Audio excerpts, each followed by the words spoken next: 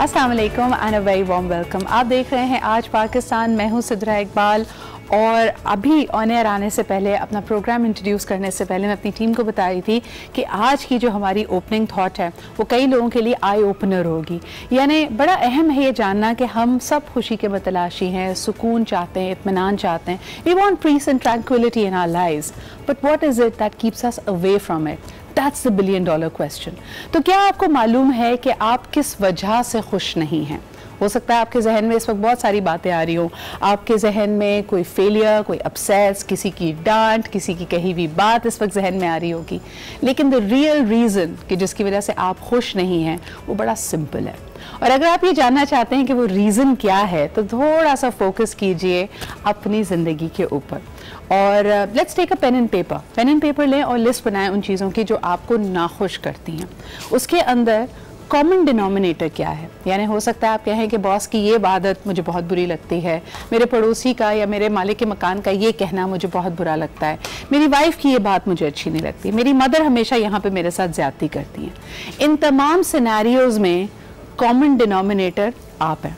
So in other words, आप अपनी वजह से खुश नहीं हैं और जितने आप बाकी चीज़ें बना रहे हैं वो बेसिकली रीजंस हैं। ये ब्लेम गेम है, क्योंकि हम अक्सर यहाँ पे इस प्रोग्राम में बैठ के जब आपकी मुलाकात कराते हैं काउंसलर से, थेरेपिस्ट से, माहिर नफ्सियात से, उन सब को उनका यहाँ पे आना बेसिकली यही मकसद होता है कि इंसान at the end of the day, हमें ब्लेम पसंद नहीं है। हम कुछ भी करेंगे अपने आप को स्कॉट फ्री रखने के लिए। स्कॉट फ्री का मतलब है कि मुझे अपने ऊपर कोई भी ब्लैक स्पॉट पसंद नहीं है। मुझे कोई कहे कि गलती आपकी थी सिद्रा, मुझे बिल्कुल अच्छा नहीं लगेगा। कहीं दिल के किसी कोने में अगर ये पता भी हो कि गलती मेरी थी, किसी का ये कहना, किसी का ये टोकना और मुझे इल्जाम देना मुझे पसंद नहीं आएगा। तो मैं क्या करूंगी? My instinctive response, my animal response would be कि मैं सोचूंगी कि मुझे ये करने पे किस चीज़ ने मजबूर किया। हालात ने, हो सकता है मेरी अपनी मजबूरियां थी, मेरा अपना मेंटल वेल बीइंग था। मैं यहाँ तक कहने के लिए तैयार होंगी कि मैं शायद उस वक्त इमोशनली अनस्टेबल थी और इसका मतलब ये हुआ कि मैंने अपने जज्बात को, अपने इमोशंस को ब्लेम दे दिया। लेकिन मेरी अपनी जो एक हस्ती है और वो हस्ती बेसिकली आपका फॉल्स ईगो है, आपकी अना है, उसके ऊपर मैं कोई भी इल्ज़ाम बर्दाश्त नहीं कर सकती। लेकिन अगर आपने ये रियलाइज़ कर लिया है कि at the end of the day it's really you who is making all the decisions, जिसकी वजह से आप नाखुश हैं, तो मुबारक हो, ये पहला कदम है आपका अपने आप को हील करने के लिए। यानी अगर आपने रियलाइज कर दिया कि भाई इस गेम में कोई दूसरा प्लेयर है ही नहीं, मैं अपने आप को जैसे मैनेज करूंगी, अगर मैं अपना ख्याल रखूंगी तो my life can be better. आपके लिए ज़्यादा अहम यह है कि बजाय इसके कि आप दूसरों को इल्ज़ाम दें, आप पैटर्न्स को रियलाइज़ कीजिए। क्या वो सिचुएशंस होती हैं जिसमें पढ़कर आप ट्रिगर हो जाते हैं, जब आपका इत्मीनान, आपकी जो इमोशंस हैं वो आउट ऑफ कंट्रोल हो जाते हैं, कहाँ आपको बहुत गुस्सा आ जाता है और आप गुस्से को जब्त नहीं कर पाते। उन पैटर्न्स को रियलाइज़ कीजिए, उसके साथ बैठिए और ये समझिए कि आप किसको दूसरा ब्लेम दे रहे हैं इस चीज़ का। मिसाल के तौर पे कभी कभार हम कहते हैं मुझे गुस्सा तब आता है जब दूसरे का रवैया बहुत बुरा होता है, दूसरे की ज़बान अगर कड़वी होती है, तो आपके पास फिर भी अथॉरिटी और ये सर्कमस्टांसेस मौजूद हैं कि आप अपने आप को वहाँ से रिमूव करें। It is a fraction of a second. React करने और रिस्पॉन्ड करने में सिर्फ टाइमिंग का फ़र्क है। किसी का कुछ कहना, आपका गुस्से में एकदम रिएक्ट कर देना, अगर आप उस वक्त अपने आप पे कंट्रोल रख सकें and you are able to pause, एक बहुत बहुत इंपॉर्टेंट चीज़ है। जिस तरह मैं पब्लिक स्पीकिंग वर्कशॉप्स में सिखाती हूँ कि सिर्फ बोलना इंपॉर्टेंट नहीं है, पॉज लेना उतना ही इंपॉर्टेंट है। इसके लिए आपको सांस के लिए भी ज़रूरत पड़ती है। मिसाल के तौर पे किसी भी सिंगर या म्यूजिशियन से भी बात कीजिए, जो ब्लैंक स्पेसेस होती हैं, जब आपने सुर से या आवाज़ से जिस लम्हे को फिल नहीं किया होता, मौसीकी में, किसी भी ट्यून में, वो भी उतनी ही इंपॉर्टेंट होती है।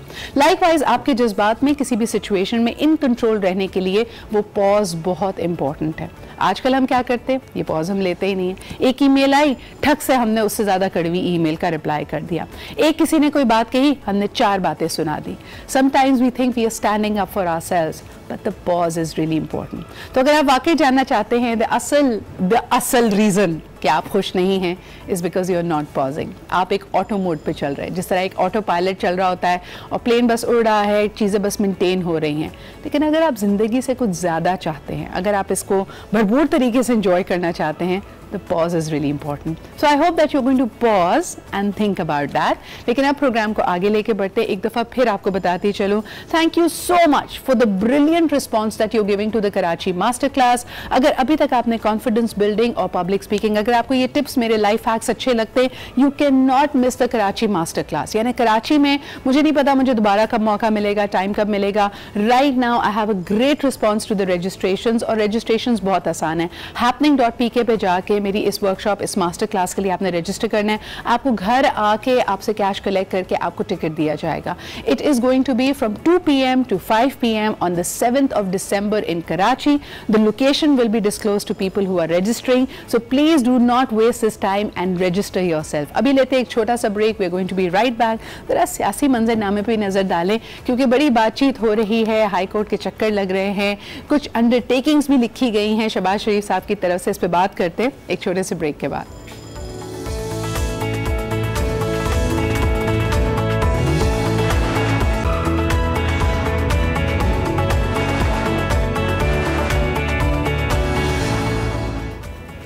And welcome back. आप देख रहे हैं आज पाकिस्तान. मैं ज़रा चेक कर रही थी जी सोशल मीडिया पे आप लोगों से हम राब्ते में हैं भी या नहीं, क्योंकि कई लोग ही मुझे कंप्लेन कर रहे थे कि आज पाकिस्तान के फेसबुक पेज पे हमारे पास अपडेट्स नहीं आ रही. बाय द वे, अगर अभी तक आपने आज पाकिस्तान का पेज, फेसबुक पेज ज्वाइन नहीं किया है, you are missing out on a lot of things. हम कई जो पते की बातें अगर इसमें आपकी मिस हो जाती हैं उस पर हम ज़रूर अपलोड कर रहे होते हैं. इसके अलावा हमारा जो 10 बजे का डिस्कशन है, जो थैंक यू सो मच, आपको बहुत पसंद आता है, आप उस पर रिस्पॉन्ड भी हमें करते हैं. सबसे ज़्यादा उससे रिलेटेड मेरे पास क्वेरी, सवाल, कमेंट्स और स्टेटमेंट्स आती हैं. वो रिपीट होता है जनाब आज एंटरटेनमेंट पे एट 4 PM एवरी डे. तो यानी आज अगर आप ये डिस्कशन मिस कर दें, आपने ऑफिस जाना हो, भागना हो, तो आपको ये बताते चलें कि आप 4 बजे ये देख सकते हैं ऑन आज एंटरटेनमेंट. अब जरा प्रोग्राम में आगे बढ़ते हैं और नजर डालते हैं व्हाट इज आज इन फोकस, आज की टॉप स्टोरीज. जी, ये बन गए हैं हमारे milestone, some flagship events of course in Lahore, जिसमें हम देख सकते हैं कि फैज़ मेला बहुत ही ज़्यादा एक मेरे ख्याल में एक ऐसा माइलस्टोन है that people really look forward to it. और मेरे ख्याल में एक ऐसे शायर की, एक ऐसे मुसन्निफ़ की, यानी उसकी जो लाइफ है it's beyond the physical life. और हमने जिस तरह देखा कि आप जब भी इन जुमलों को, इन कही हुई बातों को, इस पोइट्री को रिव्यू करेंगे, probably you will get something new out of it. That is the hallmark of a truly timeless writer. तो हम ये देख सकते हैं कि पाकिस्तान में बड़ी तादाद में ऐसे लोग मौजूद हैं जो लिटरेसी से, लिटरेचर से बहुत ज़्यादा मोहब्बत करते हैं और यकीनन उनके लिए ये एक अहम इवेंट होता है.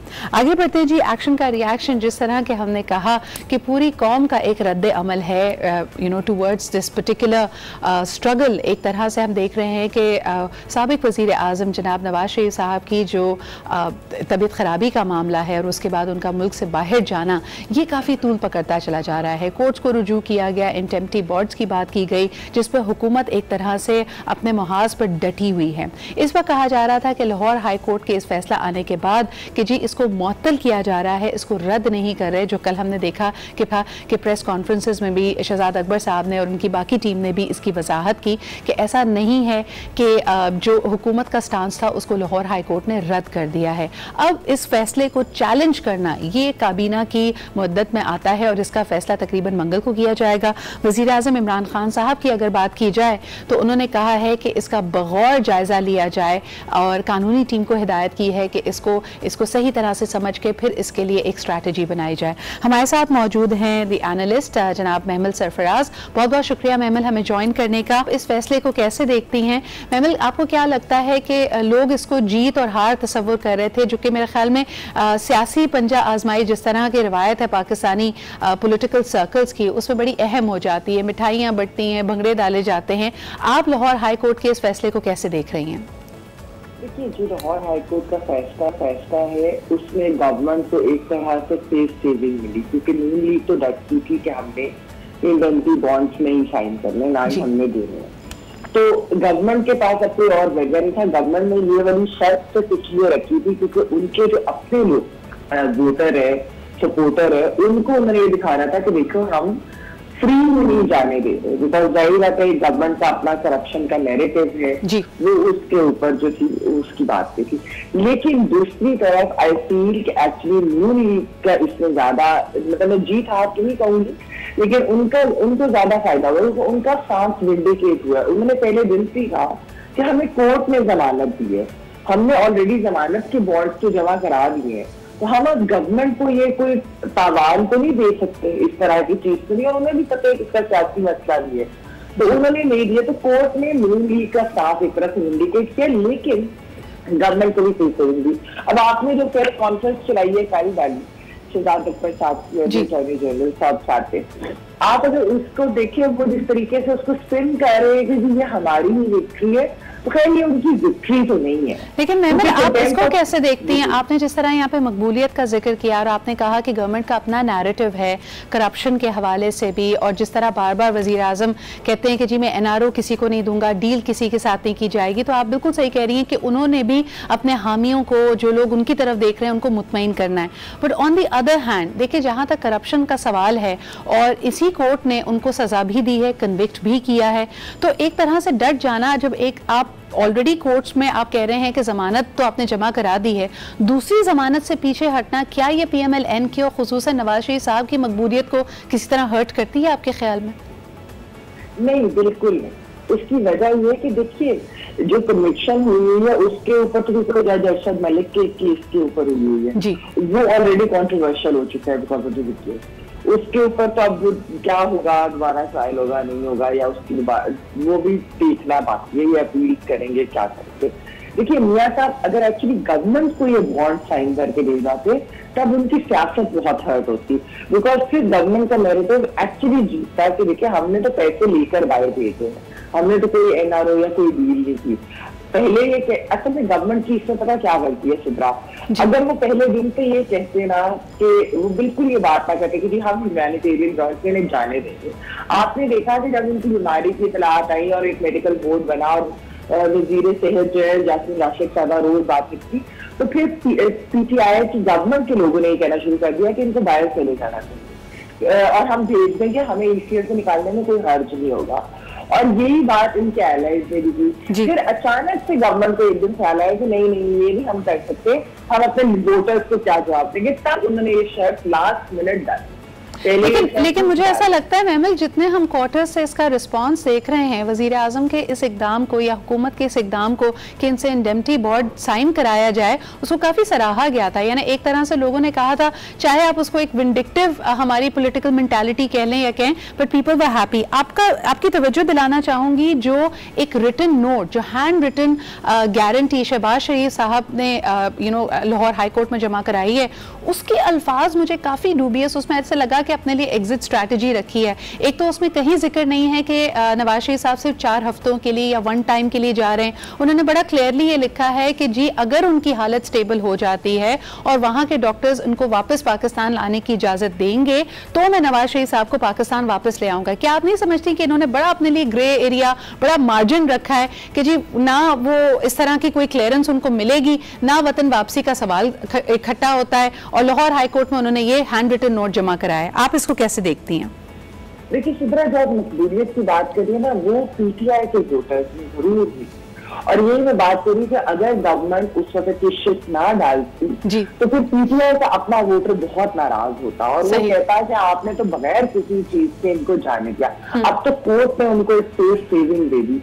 जो आप हैंड रिटन नोट की बात कर रही है, देखिए 4 हफ्ते की गारंटी तो एक्चुअली कोई भी बीमार इंसान दे नहीं सकता। अगर आप वैसे देखिए, जब वही बताइए मैं भी बीमार हूँ, मैं जाती हूँ तो मुझे डॉक्टर रोक ले महीने से ऊपर के नहीं, क्योंकि पहले आप देखिए उन्होंने लंदन जाने, असल में उन्होंने इलाज कराने अमेरिका जाके, क्योंकि उनकी कोई जो कंडीशन है वो बड़ी रेयर है और उसके कोई दुनिया में 1-2 इंस्टीट्यूट के और एक उनमें से अमेरिका के अंदर है जिसके अंदर ये कंडीशन जो हो सकती है। उन्होंने बेसिकली ये लिखा है और अभी कोर्ट ने भी लिखा है कि 4 हफ्ते से तौसीह हम कर सकते हैं अगर डॉक्टर्स कहते हैं। और दूसरी चीज आप कहती थी उन्होंने कि वो वेज है शायद वापस है। देखिए अगर तो जिया साहब वापस नहीं आते तो फिर उनकी अपनी सियासत खत्म हो जाती है, नून लीग की सियासत को बड़ा झटका पड़ता है। आखिरी सवाल आपसे करना चाहूंगी महमिल, मेरे पास वक्त बहुत कम है, सॉरी उसके लिए माजरत। मुझे बताइएगा, क्या आपको लगता है कि मरियम नवाज साहिबा नवाज शरीफ साहब के साथ मुल्क से बाहर जा सकेंगी या नहीं? देखिए अभी तो ये कोर्ट फैसला करेंगे ना, उनका पासपोर्ट तो कोर्ट में लिया हुआ है जी। आपकी एनालिसिस क्या कहती है?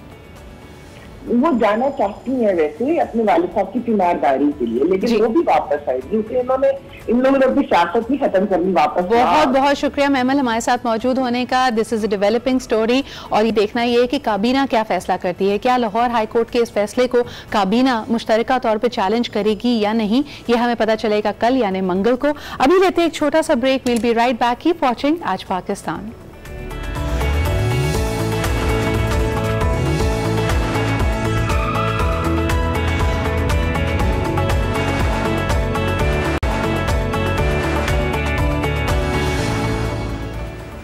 Welcome back after the break. आप देख रहे हैं आज पाकिस्तान।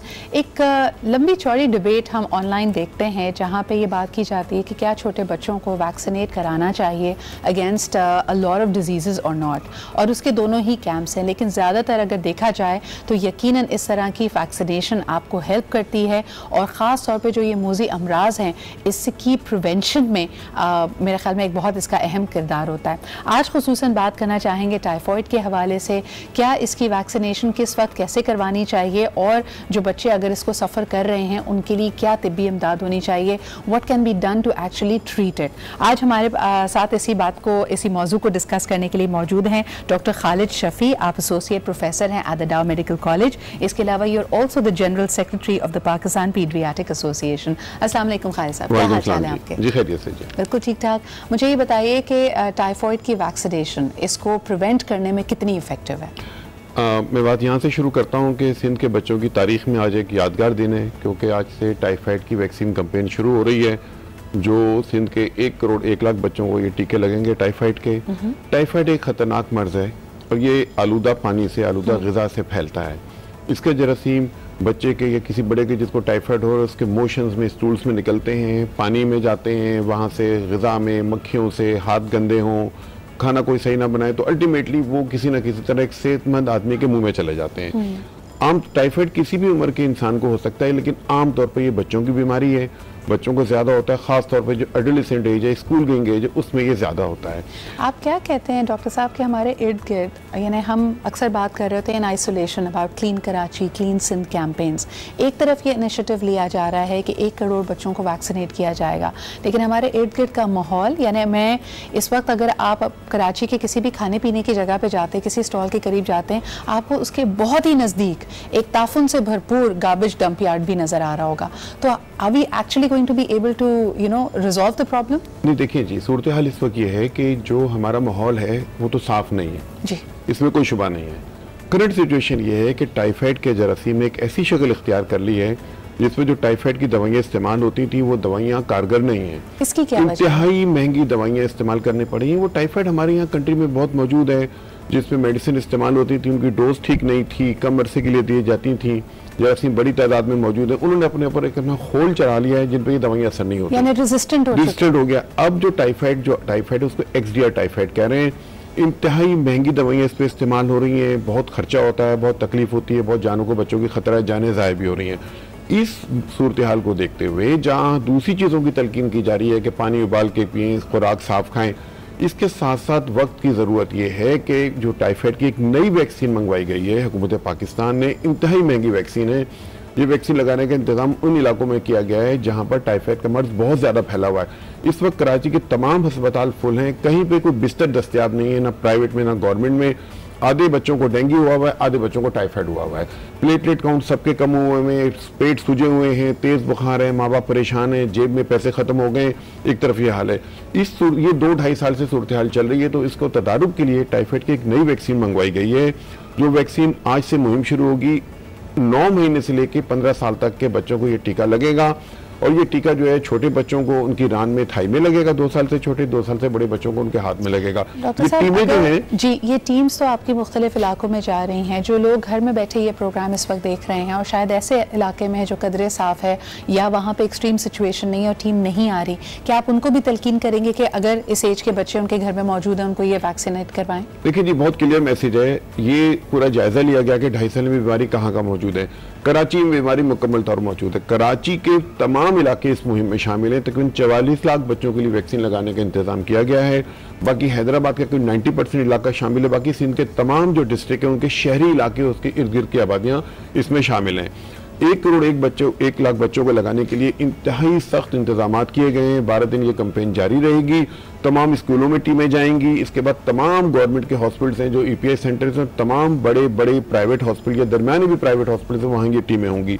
ये घर घर की कैंपेन नहीं है, घर के दरवाजे पे टीका लगाने नहीं जाएंगे, लेकिन घर पे सोशल मोबिलाइजर जा रहे हैं जो माँ बाप को बता रहे हैं कि कैंपेन चल रही है। बच्चों को घर से बाहर लाएंगे और जो करीबी कोई मरकज बनाएंगे वहां पे ये टीके लगेंगे।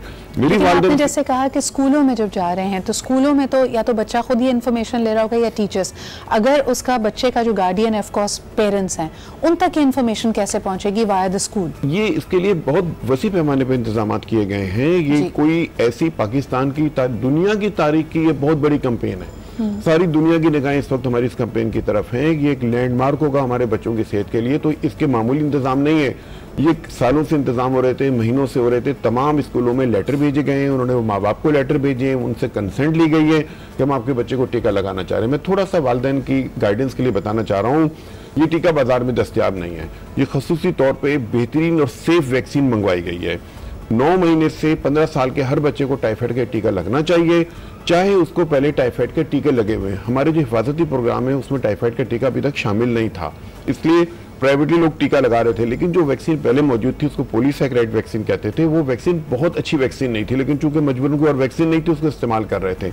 अब ये नई वैक्सीन आई है, जिन बच्चों को पहले टीका लगा हुआ है या पहले बीमारी हुई है उनको भी टीका लगना है। कोई बच्चा इससे महरूम नहीं रहना चाहिए, क्योंकि बच्चे की सेहत का सवाल है। My last question to you, and I'm sorry I have to be the devil's advocate over here. हमने माजी में ऐसी situations देखी हैं जहाँ पे एक अच्छी नीयत से काम तो करने की हमने कोशिश की, लेकिन at the same time जो basic safety measures है उनका ख्याल नहीं रखा गया। How are you ensuring कि हर बच्चे को एक fresh sterilized syringe से ये इंजेक्शन लगेगा?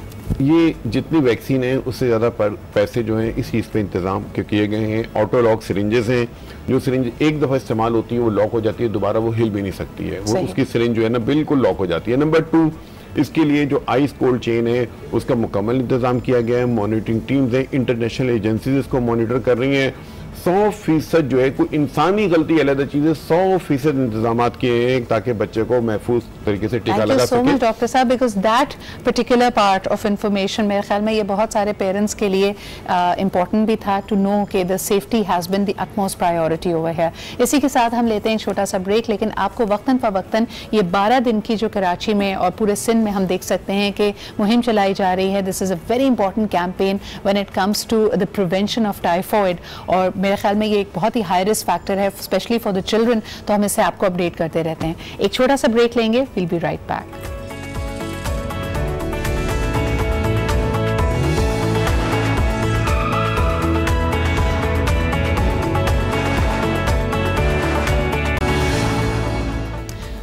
Welcome back after the break. आप देख रहे हैं आज पाकिस्तान, और मेरी कोशिश होती है कि मैं आप तक हमेशा कोई नई बात, कोई अच्छी बात पहुंचाऊं। क्या आपने देखा है कि हमारे दरमियान जो डिफरेंटली एबल्ड लोग होते हैं, जिनकी स्पेशल रिक्वायरमेंट्स होती हैं, हम उनको किस नज़र से देखते हैं? उसका पहला स्टेप, मैं जितनी भी ऑर्गेनाइजेशंस के साथ काम करती हूँ, जब भी मेरी ये कॉन्वर्जेसन होती है, is based on the lack of vocabulary. यानी हमारे पास वो अल्फाज ही नहीं हैं जिनके साथ हम इनको एक ऑनरेबल डिग्निफाइड तरीके से एड्रेस कर सकें। मेरी नज़र से through a very dear friend of mine, Ali Allahwala, एक नया terminology in Dubai, these people who are differently abled are called the people of determination। यानी उनके पास आपके और मेरे जैसे शायद रेगुलर हवासे खमसा मौजूद नहीं है या उनकी दूसरी रिक्वायरमेंट्स हैं, लेकिन उसके बावजूद उनका कंपैशन, उनका पैशन एंड डिटर्मिनेशन उनको आगे लेके जा रहा है। ऐसे ही लोगों के लिए, इसी कम्युनिटी के लिए एक नया सोल्यूशन लेके आई है हमारे आज के मेहमान, who we are featuring in मिलो पाकिस्तान से। मिलो पाकिस्तान में आज हम आपकी मुलाकात कराते हैं इल्सा और युसरा से, जिन्होंने एक कोडिंग सोल्यूशन निकाला है बाय द नेम ऑफ मदद। मदद क्या करता है, किस तरह visually and hearing and speech impairment के साथ जो लोग हैं उनकी मदद कैसे करता है, ये हम जानेंगे। आइए मिलते हैं युसरा से और इल्सा से। अस्सलाम वालेकुम, क्या हाल चाल है आपके? इल्सा, सबसे पहले this was a mother organization that give a challenge to you, और यहाँ पे आप लोगों ने पाकिस्तान की नुमाइंदगी की। कुछ मुझे इस चैलेंज के बारे में बताएगा और दुनिया भर से कहाँ से टीम्स पहुंची पहुंची हुई थी यहाँ पे? So ये एक इवेंट था कतर के अंदर, क्योंकि अंडर 48 आवर्स का हैकाथॉन था। वंडरफुल। उसमें इंटरनेशनल पार्टिसिपेंट आपके India, Japan, China, Singapore, Malaysia, यहाँ सब जगह से थे, पाकिस्तानीज भी थे। एंड हम लोग रिप्रेजेंट कर रहे थे अपनी ऑर्गेनाइजेशन को, और वहाँ पे वी डेवलप्ड। सो जो ऑर्गेनाइजेशन थी उन्होंने मल्टीपल चैलेंजेस हम लोगों को दिए थे। उसमें से एक challenge was for the people who have hearing and speaking needs and impairments. So उनके लिए ये एक चैलेंज बहुत बड़ा होता है कि फॉर एग्जांपल अगर हम किसी मॉल में होते हैं, किसी एयरपोर्ट पे होते हैं और एक इमरजेंसी अनाउंसमेंट होती है, for example there is fire, so they would never know कि क्या अनाउंसमेंट हुई। सो हमारा वेयरेबल डिवाइस है, उस वेयरेबल डिवाइस से क्या होता है, it has the ability to listen to the announcements, and उस अनाउंसमेंट की बेसिस पे वो अलार्म्स एंड अलर्ट्स जनरेट करता है। So it has the ability to distinguish के एक अनाउंसमेंट है विच लीव्स कि ट्रेन 9 बजे निकल रही है, that's a normal announcement. In that case वो शायद एक दफ़ा वाइब्रेट करे, बट अगर एक अर्जेंट अनाउंसमेंट है कि there is fire in the building, in that case वो 3 दफ़ा वाइब्रेट करेगा, एंड उस अनाउंसमेंट की साइन लैंग्वेज में वीडियो प्ले कर देगा उसके स्मार्ट डिवाइस के अंदर, सेल फोन के अंदर, सो दैट वो द पर्सन वुड नो कि उनके सराउंडिंग में क्या चल रहा है। And since it's a smart device, it does not even make them feel isolated and left out, एक स्पेशल उन्होंने कोई डिवाइस पहनी है which makes them stand out amongst the crowd, so it helps very discrete in that way. Exactly, because they don't want to stand out or odd one out while feeling need। तो युसरा, आपने इसके अंदर जो sign language इस्तेमाल हो रही है, I know that there is American sign language and the Pakistan sign language, which one are you using? Right now we are focusing on American sign language. Okay, मुझे ये भी बताइए कि coding it's literally being regarded as a life skill now, और ख़ास तौर पे जो नए बच्चे आ रहे हैं, जिस वक्त स्टूडेंट्स हैं, उनको कहा जा रहा है कि जहाँ आप मुख्तलिफ चीज़ें और सीख रहे हैं, लैंग्वेजेस सीख रहे हैं, learn coding. Would you emphasise on that as a coder yourself? For sure, because इसको इनिशियली स्टार्टिंग के ग्रेड्स में अब इनिशिएट कर देना चाहिए, because ourselves we wrote our first Hello World program in our first university year, which is not the right thing, we should be doing it right before. अब तो हम देख रहे हैं 6-year-olds, 7-year-olds are getting started on coding, and that's the way forward, क्योंकि most of the things are going to go towards Internet of Things या AI की तरफ। अगर आप वो ज़बान बोलते नहीं होंगे तो आपके लिए मुश्किल है अपने लिए later on professions को ढूंढना। क्या कहेंगे about the talent, and ख़ास तौर पे girls and women, because I see both of you empowered young beautiful women, how did you develop an interest in coding, Isra?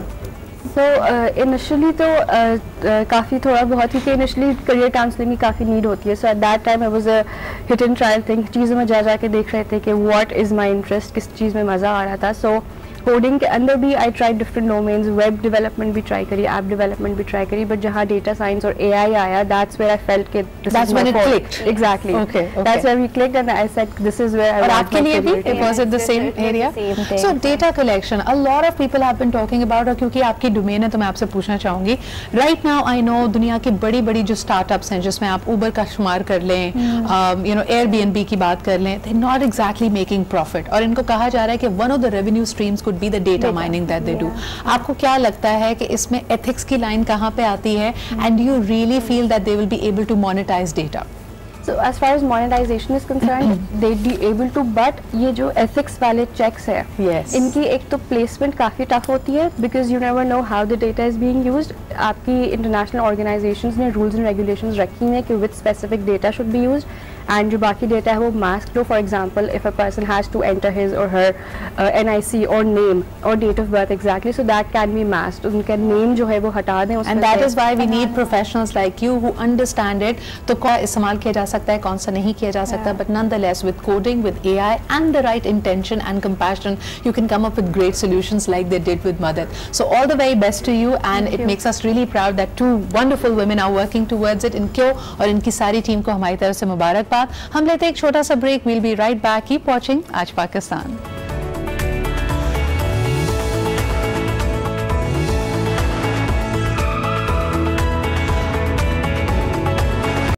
तो ये वो तमाम निशानियां होती हैं, और इन लोगों से डील कैसे करना है ये भी बड़ा अहम है, और इस पे हम आज बात करेंगे, and we have just the right people for it. अपने पैनल को आपसे इंट्रोड्यूस करने से पहले आपको बताती चलूँ कि फ़ोन नंबर्स आपकी स्क्रीन पे हैं, कॉल करके बताइए कि आपकी ज़िंदगी में पैसिव अग्रेसिव विलन कौन है, किसके इशारे, यानी इशारा तो क्या, जिसकी खामोशी को आप समझते हैं कि भाई ये अब तूफान से पहले वाली खामोशी है, इसको समझ जाना चाहिए, संभल जाना चाहिए।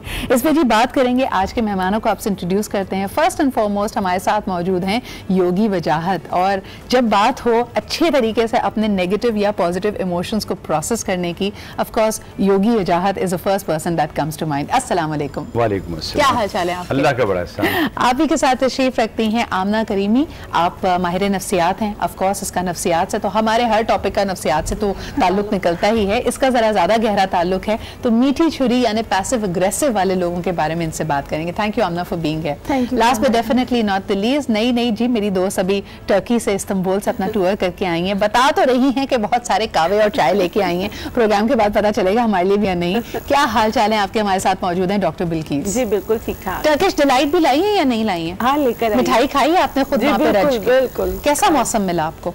ना बहुत ज्यादा ठंडा ना बहुत ज्यादा गर्म। बेस्ट टाइम था। और लास्ट डे बारिश हुई थी, वरना तो सुबह फुहार पड़ती थी, रात को होती थी। That is so cool. बस हम सबको अल्लाह ताला, हम कहते हैं ना बाकी चीजों पे भी दुआ मांगते हैं, तो जब कोई सैर तफरी करके आता है हम कहते हैं हम सबको अल्लाह ताला तौफीक दे, हमारे बैंक अकाउंट में इतने पैसे हों कि हमें वहाँ जाके ज्यादा गुर्बत का एहसास ना हो, हम भी शॉपिंग करें वहाँ पे। तो बहुत बहुत शुक्रिया हमारे साथ मौजूद होने के लिए। योगी वजाहत, अगर आपसे गुफ्तगू का आगाज करूँ, पैसिव अग्रेसिव लोग मेरी अपनी दानिश में बड़े मासूम होते हैं जी ये लोग, इनको बताया नहीं जाता है कि जब गुस्सा आए तो करना क्या है, तो वो जब्त कर करके वो एक ऐसा पीपा बन जाते हैं जिसमें भरा हुआ होता है ये मवाद। क्या करना चाहिए?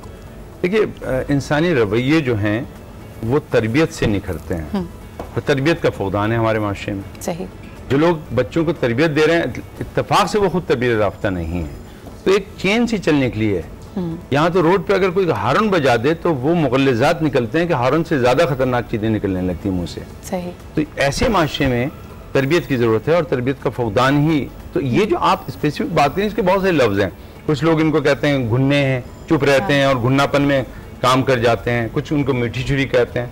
लेकिन मैं ये समझता हूँ कि जैसे डायनेटिक्स एक इल्म है जो हमें कहता है कि जो लोग काम करते हैं, किसी की बेहतरी करना चाहते हैं, जब उसमें फेल हो जाए उसको कहते हैं वर्क फेलियर। तो ये क्रिटिक शुरू करते हैं लोगों पे, और जब ये और ज्यादा क्रिटिक चलते चलते खराब हो जाए तो ये अपने ऊपर करने लगते हैं, रवैया चेंज हो जाता है। ये वो लोग हैं जिनकी शायद बात नहीं सुनी गई, या जो इन्होंने कहना था उन्हें सुना गया। अब इन्होंने क्या किया, अपनी बात को छुपाया और उसको एलिबाई करके किसी और तरीके से पेश करने की कोशिश की। कभी ये चुप हो जाते हैं, वही वाली बात बर्तन। लेकिन अगर इसी पॉइंट को मैं आमना आपके पास लेके आऊँ, अगर तो इनकी बात को सुना नहीं गया और आहिस्ता आहिस्ता इन्होंने लोगों से वैलिडेशन लेना ही बंद कर दी। लेकिन इंसान के लिए अपने जज्बात को, अपने नफ्सियात को सीधा रखने के लिए वैलिडेशन बहुत इंपॉर्टेंट है। अगर ये दूसरों से बात नहीं कर रहे तो ये क्या सेल्फ वैलिडेट कर रहे हैं? What is happening inside their brains? Self validation कुछ लेवल पे बिल्कुल होती है, और जैसे हम अपने इमोशंस को एक्सप्रेस करते हैं, हम खुश हैं तो हम जाके किसी को प्यार कर देते हैं, अपने बच्चों को, या कोई भी हमारा जो इमोशन है उसको हम एक्सप्रेस करते हैं। In the same way anger को हमें बचपन से कहा जाता है कि इसको दबा के रखो, गुस्सा पी जाओ, गुस्सा एक्सप्रेस ना करो। वो पी जाना, दबा के रखना, कहीं ना कहीं वो लेटर इन योर लाइफ वो निकल के आता है और एक वोल्केनो की तरह बर्स्ट होता है। पैसिव एग्रेसिवनेस की अगर बात की जाए तो इसके अंदर वही वोल्केनो आपके अंदर बढ़ता रहता है और वो प्लेट पटकना या छुरी कांटे फेंकना या इस तरह से निकलता है, और एक कोई टाइम आता है जब वो बर्स्ट आउट होता है और आपके सामने जो भी बंदा है उसने चाहे कुछ किया हो ना किया हो, it comes out. Doctor Bilkis, aggressive लोग ज्यादा खतरनाक हैं या पैसिव अग्रेसिव? Passive aggressive. हाँ। क्योंकि उनके जहन में क्या चल रहा है पता नहीं है। आपको नहीं पता। हाँ। एग्रेसिव आप मुझे कह सकते हैं, मैं एग्रेसिव हूँ कि जो भी होता है योगी को पता है कि मैं बोल देती हूँ। तो कुछ लोग अभी पसंद नहीं करते, कहते हमें शायद मुंह फट कहते हैं, है ना। कुछ लोग कहते हैं हर चीज मुंह पे बोल देना, लेकिन वो लोग बहुत खतरनाक होते हैं जो आपके सामने तो मुस्कुरा रहे होते हैं और पीछे क्या चल रहा है आपको पता नहीं। तो बस अपने दिल में बुग़्ज़ पाल रहे हैं ना, इसमें भी तफरीक करना बहुत जरूरी है। एक वो है जिनको वाकई गुस्सा नहीं आता है या जिनकी सहने की, बर्दाश्त करने की सलाहियत इतनी है कि वो दूसरे को कहते हैं यार अभी ये तकलीफ में है, कोई बात नहीं, I am not going to react to that. ये पैसिव अग्रेसिव नहीं है। पैसिव अग्रेसिव वो हैं जो दिल में बुग़्ज़ पालते हैं, जो मुनाफिक होते हैं। जी, वो है कि जो आपके सामने, आपने उनके लिए बहुत करेक्ट वर्ड यूज किया है उर्दू में कि मीठी छुरी होते हैं। हाँ। आप उनको कुछ भी कह दें वो आपको कहेंगे आप सही कह रही है। वो कभी आपको सही मशवरा नहीं देंगे क्योंकि वो आपसे बुग़्ज़ रखते हैं, वो मुनाफिक हैं। वो कभी आपको सही रास्ता नहीं दिखाएंगे और जहां उनको मौका मिलेगा वो आपकी टांग जरूर खींचे, यानी रूथलेसली। अब योगी बजाज, आपसे सवाल मेरा ये होगा कि इनको पहचाने कैसे? एक वो शख्स जो मुस्कुरा रहा है, जो आपकी तायीद भी कर रहा है, जो आपको अपनी सपोर्ट का भी यकीन दिला रहा है, लेकिन दरअसल वो अंदर से आपके खिलाफ एक एक जहर पाले हुए है, इनको रिकग्नाइज कैसे करें? अभी तक ऐसा कोई आईना, कोई ऐसा तरीका आ जाता तो शायद हर माशरा सही हो जाता। ये वक्त होता है जो ऐसे लोगों को पहचानने की सहूलत आपको देता है। सही। ये उनका रवैया होता है जो बताता है। मैं बिल्किस की बात को बिल्कुल बहुत संजीदगी, हमारी लड़ाइयाँ भी बहुत होती हैं। अच्छा, लड़ाइयाँ किन लोगों में होती हैं? जो मुंह फट होते हैं। सही।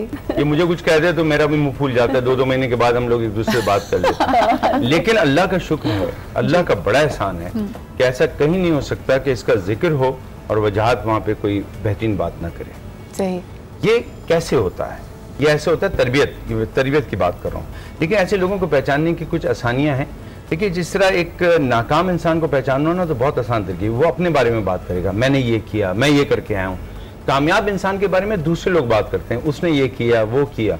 तो इसी तरह ऐसे लोग जो होते हैं ये अपने बारे में बताते हैं, मैं तुम्हारा कितना मुखलिस हूँ। आपके जहन में ये बात नहीं आ रही। यानी जैसे वो अंग्रेजी में कहते हैं ना, कोई आपको कहे कि मेरा भरोसा करो, ट्रस्ट मी, उसी को ट्रस्ट ना करना, क्योंकि कहने की जरूरत नहीं पड़नी थी अगर वाकई वो काबिले एतमाद होता।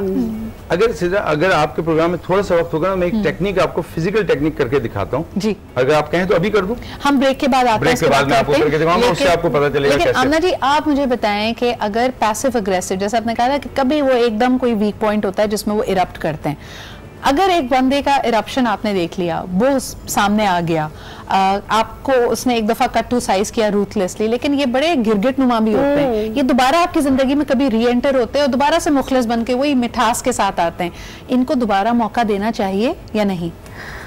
मौका देखिए, अब डिपेंड करता है आपका रिलेशन क्या है उनसे। नहीं, ये इनमें सुधरने की सलाहियत है या नहीं, ये सुधरने की सलाहियत तो नहीं, लेकिन आप अपने आप को बचा सकते हैं एक डिस्टेंस क्रिएट करके उन लोगों से। सही। सुधरना तो मुश्किल है, दोबारा मौका दें? नहीं, दोबारा मौका ना दें। एक दफा मुश्किल सह ली आपने सबक सीख लेना चाहिए। दोबारा उतना करीब ना आने दें उनको। आप बात करें, आप, क्योंकि हम सोशल एनिमल हैं, हम किसी से एकदम कट के नहीं रह सकते। आप बात करें, सब कुछ आजमाए हुए को बार बार नहीं आजमाना चाहिए।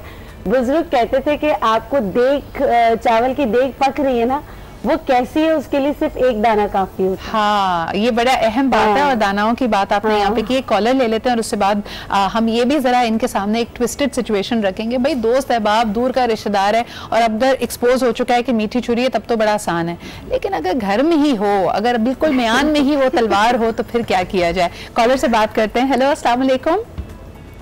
कॉल हमारी ड्रॉप हो गई, एक ब्रेक की तरफ चलते हैं, वापस आएंगे, कॉल्स भी लेंगे, नंबर्स आपके सामने है, जरा अपना एक्सपीरियंस भी बताइए जी, कौन रहा आपकी जिंदगी की मीठी छुरी? एक छोटा सा break, will be right back.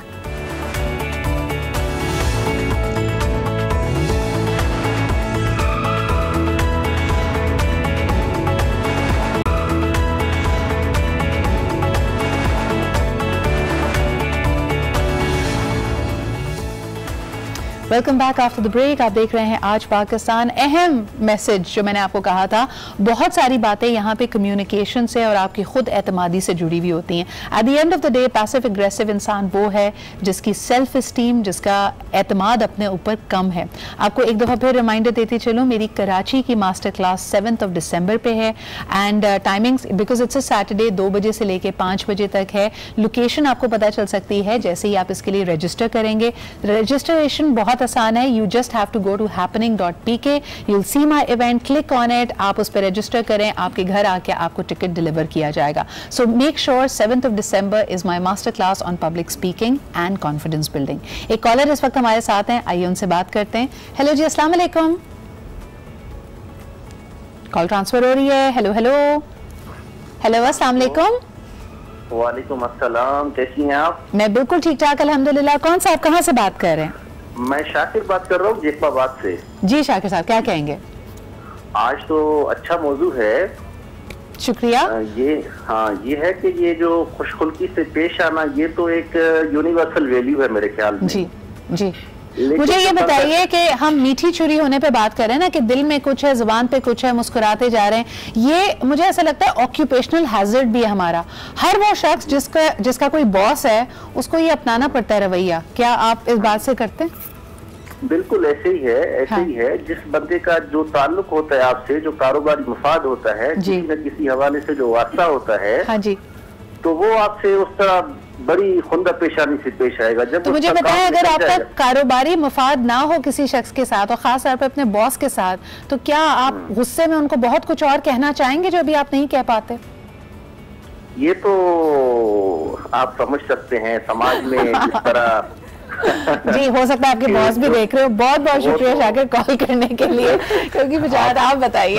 आपने बहुत मुश्किल बात की, ऐसा सा दिल चाहता है, जहन में आते हैं कि मुझे लगता है कि घर आके जो बच्चों की पिटाई होती है और वाइफ से झगड़ा होता है, उसकी असल वजह असल में बॉस होता है। बहुत सारी चीजों रोड होता है बहुत सी। तो मैंने आपसे एक दरखास्त की थी, आपने पूछा कि माफ कर देना चाहिए, तो मैंने कहा मैं आप कुछ करके दिखाता हूँ। अगर मैं कुछ करता हूँ जरा देखिएगा कि जो नाज़रीन है इस वक्त वो भी अगर करने मेरे साथ तो बहुत मजा आएगा उनको। दोनों हाथ ऐसे कीजिए, करके देख लीजिए ना, करके देखते हैं, ओके। और फिर इसको यूं कर दीजिए, ओके, इसको क्रॉस कर दीजिए, ओके। क्रॉस करने के बाद कर लेना, आपको कुछ नहीं होगा, मान से अल्लाह की कसम। अच्छा, ऐसे करने के बाद ठीक है, नहीं आपने थंब को नीचे नहीं किया, ठीक है, थंब नीचे करके फिर यूं सीधा रखना। ओके, जो मैं करूं वो आप करेंगे। ये देखें, बैठे बैठे यूं कर दें बस। ये तो बहुत मुश्किल है। नहीं हो सकता। आप हो सकता है, जब मैं कर सकता हूँ आप भी कर सकते हैं। आपने नोट नहीं किया कि मैंने क्या किया? अच्छा, मैंने ये करने के बाद यहाँ रोका हाथ और अपने हाथ खोल के इनको करेक्ट करने की एक साजिश की। हाँ। और आप भूल गए कि उससे पहले मैंने हाथ घुमा लिया था अपना। अच्छा, घुमा लिया। ये जो लोग होते हैं ना मीठी छुरी, वो यही होते हैं कि वो आपको किसी चीज में लगाते हैं और अपना हाथ घुमा के आपके साथ बैठ जाते हैं। आप कहते हैं अल्लाह कितना अच्छा काम किया इसने, वाह। और ये प्रैक्टिकली मैं बता, आंखों का धोखा है। नहीं, अब इसका मेरी बहन तो खैर यकीनन सब कुछ बताएंगी क्योंकि हमारे नफ्सियात हैं। मैं माहिर जिंदगी हूँ, जिंदगी ने जो सिखाया वो आपको बता रहा हूँ। अपना मुशाहिदा सही रखें। हाँ। जब आप मुशाहिदा करते हैं, देखिए हर आदमी आपको धोखा दे सकता है सिवाय तीन हस्तियों के, एक रब की जात, एक वालिदैन और एक आप खुद। जब आप चौथों पे डिपेंड करने लगते हैं तो धोखा हो सकता है। वो तो सबसे अच्छी बात इसमें मैंने ये सीखी है, जब हम जिंदगी की बात कर रहे हैं, एक्सपीरियंसेस की बात कर रहे हैं, कि अगला बंदा आके अपने रीजंस आपको देता है और कभी कभार आप उसके रीजन से, कभी उसकी मिठास से, कभी उसके आंसुओं से आप कायल हो जाते हैं। What you need to keep an eye is कि उसके अपने रीजंस हैं लेकिन आपकी अपनी हकीकत है। मिसाल के तौर पे किसी चीज में डिले आ रहा है, किसी ने आपसे उधार लिया और आके हर दफा आपको रोना धोना सुनाता है कि भाई अभी ये मुश्किल, अभी ये मुश्किल है। उसकी मुश्किलें अपनी जगह, लेकिन आपकी जरूरत, आपका स्केड्यूल और आपकी नीड अपनी जगह है। जिस तरह के कहा जाता है when your heart is hungry you are going to eat lies. जब आपका दिल भूखा होता है ना तो आप झूठ खाते चले जाते हैं। हाँ। क्या कहेंगी आप आमना? It's true. देखिए, धोखा कोई देता नहीं, हम खाना चाहते हैं बेसिकली। दोनों चीजें ठीक है। हाँ। देता भी है और कहीं ना कहीं किसी न किसी हद तक हम खुद इनवाइट भी करते हैं उस चीज को। हाँ। तो इसके लिए बेस्ट तरीका यही है कि आप जस्ट स्टे अवे। लेकिन मुझे बताएं कि it is easier said than done. और खास तौर पे हम बात कर रहे थे कि अगर कोई बहुत ही करीबी रिश्ता हो, कोई ऐसा रिश्ता जिसको आप अवॉइड नहीं कर सकते, जिस पे आप धोखे पे धोखा खाते रहते हैं और कोई एक उम्मीद की टिमटिमाती हुई लालटेन कहीं नजर आ रही होती है कि कभी ये शख्स बदल जाएगा। बिल्किस जी, आप क्या कहेंगी कि बल्कि कॉल ले लेते हैं, कॉल हमेशा ड्रॉप हो जाती है। हेलो, अस्सलाम वालेकुम।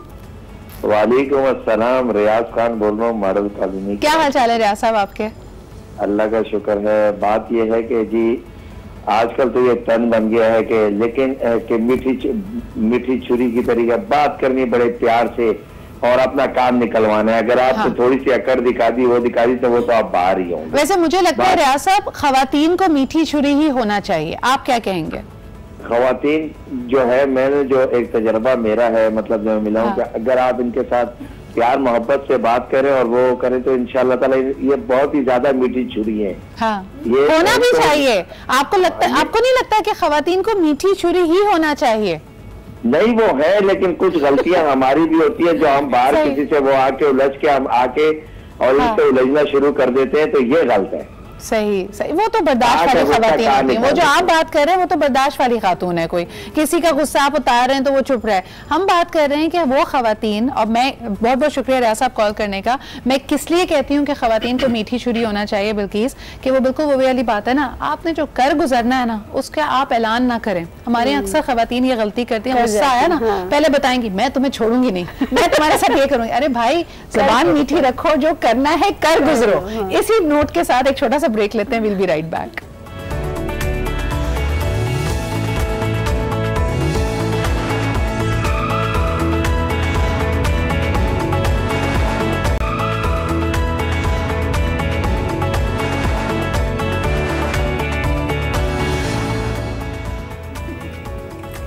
Welcome back after the break. अगर मीठी छुरी या कोई पैसिव अग्रेसिव इंसान आपका बहुत करीबी है, एक ऐसा टीममेट है जिसके बगैर टीम नामुकम्मल है, फैमिली में बहुत करीब है, या तो आपकी बहन भाई या फिर स्पाउस है, तब आपको क्या करना चाहिए? अपना मेंटल स्टेबिलिटी के लिए, अपनी वेल बीइंग के लिए उसको कैसे मैनेज करें?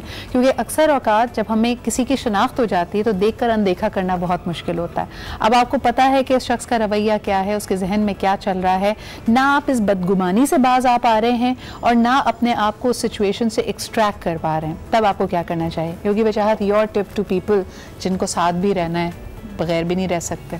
बहुत मुख्तसर सा है, देख लें कि रिश्ते ज़्यादा ज़रूरी हैं कि खुशी ज़्यादा ज़रूरी है। बाज़ दफ़ा रिश्ते इतने इंपॉर्टेंट होते हैं, हम ये जानते हुए भी धोखा खाना पसंद करते हैं कि हमें रिश्ते बचाने होते हैं। और मेरे ख्याल से आम तौर पर यही होता है, हम जानते हैं कि हमारे साथ गलत हो रहा है, लेकिन कुछ रिश्ते इतने इंपॉर्टेंट होते हैं। आप सलाह देंगे ये करने की? मैं समझता हूँ कि ये मुनासिब बात नहीं है, लेकिन फिर मैंने कहा एक जुमला कहा है जो तल्ख है, थोड़ा तलखी से कह रहा हूँ, लेकिन कभी कभी रिश्ते इतने इंपॉर्टेंट होते, क्या करें?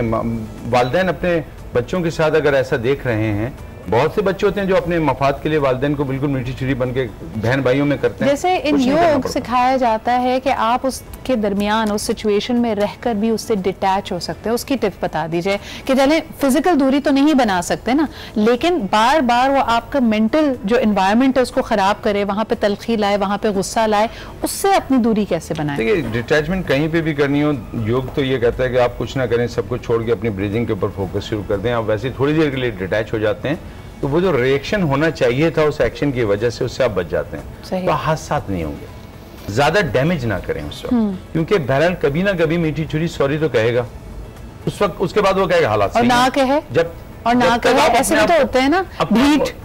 बहुत अच्छी बात है, अगर वो ना कहे तो वो आखिरी वक्त मुलाकात होगी उसके साथ, अगर उसने नहीं कही। मीठी छुरी ये नहीं करता, मीठी छुरी बार बार सॉरी करता है, फिर आपको काटता है, फिर सॉरी करता है, फिर आपको काटता है। मैं सिर्फ ये कहना चाहता हूँ कि अगर आपको डैमेज करके किसी ने सॉरी कर भी दिया, लेकिन आपने अपने अब तक डैमेज कर लिया अपने आप को, वो रिपेयर कौन करेगा? तो अपने आप को बचाएं। बहुत अच्छी बात अभी ये हुई थी, अपना ख्याल रखें, अपने आप को अहमियत दें। डॉक्टर बिल्किस, कैसे अपना ख्याल रखें? यानी अगर वही वाली बात, इन्होंने बड़े अच्छी मिसाल दी है कि मीठी छुरी आपको कभी कभार ऐसे तकलीफ देती है, आपको घोंपेगी, स्कार लगाएगी, उसके बाद बैंडेज लगाएगी, फिर उसी बैंडेज को खुद उठाएगी और उससे ज्यादा डीप स्कार लगाएगी।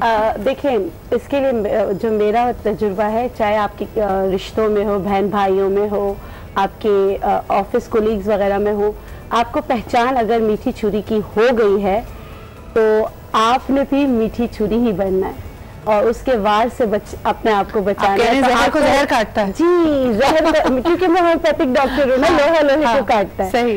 तो आपने भी वही रवैया रखना है, जैसे आप भी मुस्कुराएं, आप भी सब कुछ करें, भरोसा एतबार ना करें। अच्छा, एक आपको जमीन पे हम सारे कायम रहते हैं, जैसे योगी वजाहत ने भी अभी आमना कहा कि कभी तो इनको एहसास होगा, इनकी जो एम्पैथी होती है वो आपके और हमारे जैसी नहीं है, ये अपने आप को वैसे ही बड़ा नम कर चुके, तभी तो ये वो कर पाते हैं जो आप और मैं सोच भी नहीं सकते।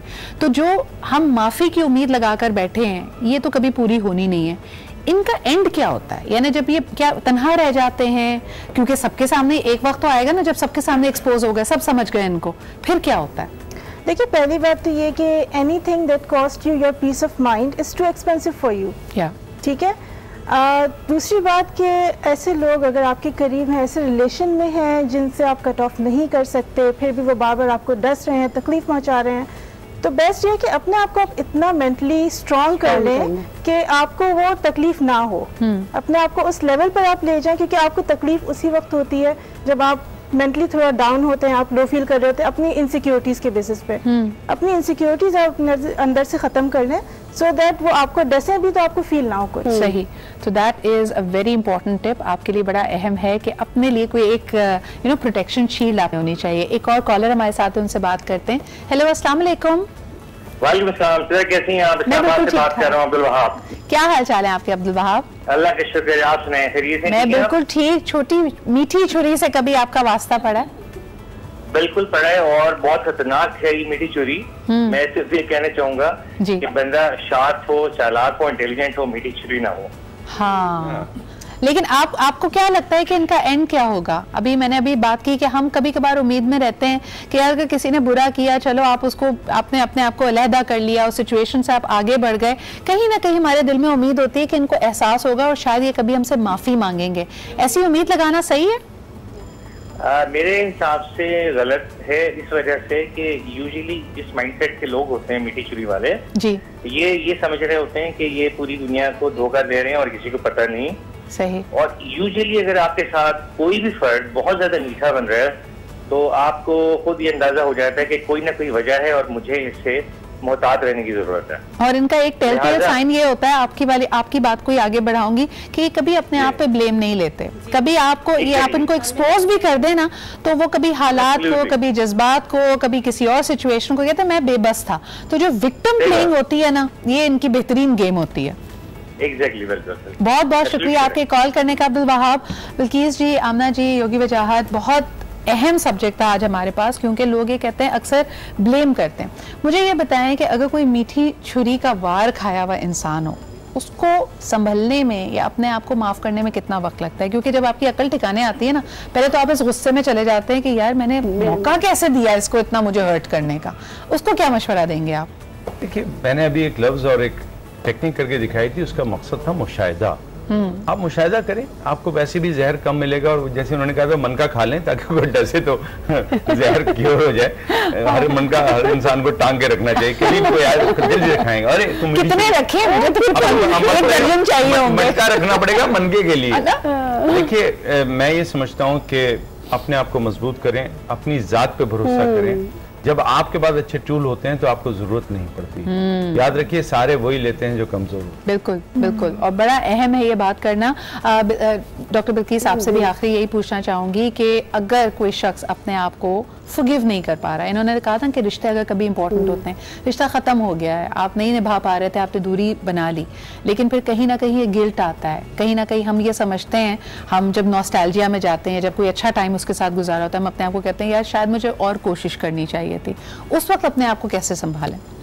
देखिए, जो मेरा इसके बारे में कहना है कि जो गुजर गया ना, उस पर ज्यादा सोचे नहीं। जितना आप सोचोगे आपकी डोर उलझती चली जाएगी और कहीं ना कहीं वो सारा मिक्स हो जाएगा। सही। तो आप आगे बढ़े, पीछे मुड़कर ना देखें। मेरा उसूल है। हाँ जी। कि फिर आपने जो कर लिया है, गुजर गया है, पानी जो वक्त, पानी, हवा गुजर गई, उसको आप नहीं रोक सकते।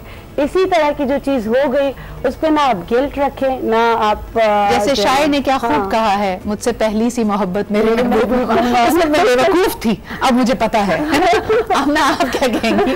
जी बिल्कुल, कहीं ना कहीं आगे जाके गिल्ट होता है। उस गिल्ट से आप सीखें कि मैंने उस टाइम ये गलत किया था और अब मैं अपने आप को और एक बेहतर इंसान बनाने की कोशिश करता हूँ। लेकिन करवाहट ना लाएं, लाएं अपने अंदर। बिल्कुल, दूसरों को हर्ट ना करें। मैंने पहले हर्ट किया किसी और को, अब मुझे गिल्ट हो रहा है, मुझे फील हो रहा है आई डिड रॉन्ग, तो अब मैं कोशिश करूंगी। अच्छा, आपको पता है वर्स्ट सिनेरियो क्या होता है कि आप मीठी छुरी को आइडलाइज करने लगते हैं। कभी आप इनको देखते हैं, इनको बड़ा बज़ाहिर ये बड़े मजबूत लगते हैं, तो आपको लगता है शायद ऐसे ही होना चाहिए, मैं क्यों इतने ज्यादा जज्बाती हो जाता हूँ, मुझे ये फीलिंग्स क्यों होती हैं, ऐसा होना चाहिए इंसान को। इतनी छुरियां पड़ दी कि खुद मीठी बात है कि मैं भी शायद काश में एक छुरी होती। नहीं, मेरे साथ भी ऐसा बहुत दफा है, मैंने सोचा काश में इसकी तरह होती, लेकिन जब उसको रीड करते हैं, उसको देखते हैं, उसकी शख्सियत को पूरा जानते हैं ना, तो आप अल्लाह का शुक्र अदा करते हैं कि आप वो नहीं। I think that is a brilliant note to end the show today. बहुत बहुत शुक्रिया doctor Bilkis Amna and Yogi Wajahat for sharing your thoughts on this. और वाकई यानी कभी कभार आपको नेगेटिविटी का इतना सामना करना पड़ता है, इतने वार आप पे होते हैं कि आपका दिल चाहता है काश मैं भी इनके जैसा होता है, लेकिन अल्लाह ताला ने आपके अंदर एक अच्छाई, एक अच्छा ज़मीर, एक सॉफ्टनेस अगर रखी है और आपको एक ऑनेस्ट इंसान बनाया है, that is your true potential. वो आपकी स्ट्रेंथ है, आपकी वीकनेस नहीं। इसके बारे में गौर कीजिएगा। कल आपसे फिर मुलाकात होगी। अपना ख्याल रखें। खुदा हाफिज।